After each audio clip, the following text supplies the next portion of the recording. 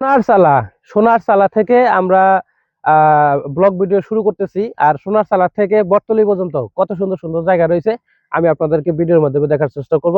আপনারা সাথেই থাকবেন, চলো।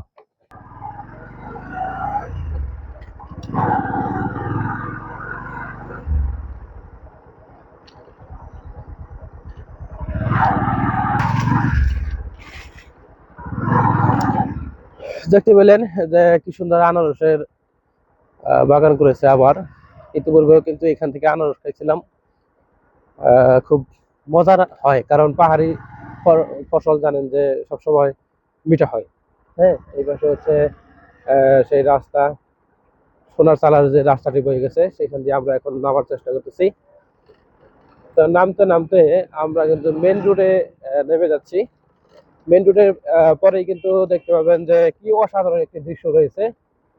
আমরা সেটাও আপনাদেরকে দেখানোর চেষ্টা করব। কেউ ভিডিওটি স্কিপ করবেন না, সাথেই থাকবেন। এই হচ্ছে মেন রোড।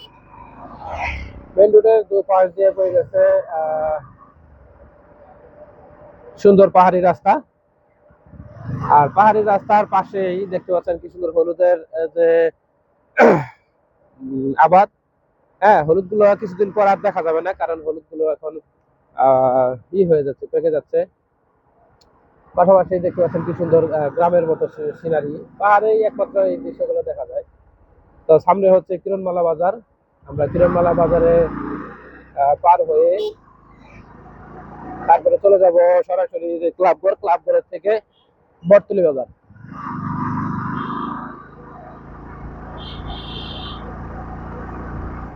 এই হচ্ছে কিরণমালা বাজার।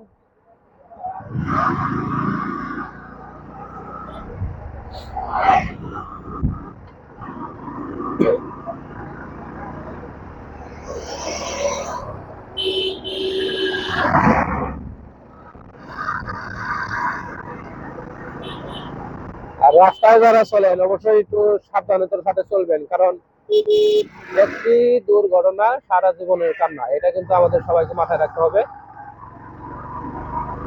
যে আগে যেতে চায় তাকে আগে যেতে দিন, সমস্যা নেই। আপনারা হয়তো একটু সময় বাঁচাতে গিয়ে হ্যাঁ একটা দুর্ঘটনা হয়ে যেতে পারে, তো এটা কখনোই কেউ করবেন না।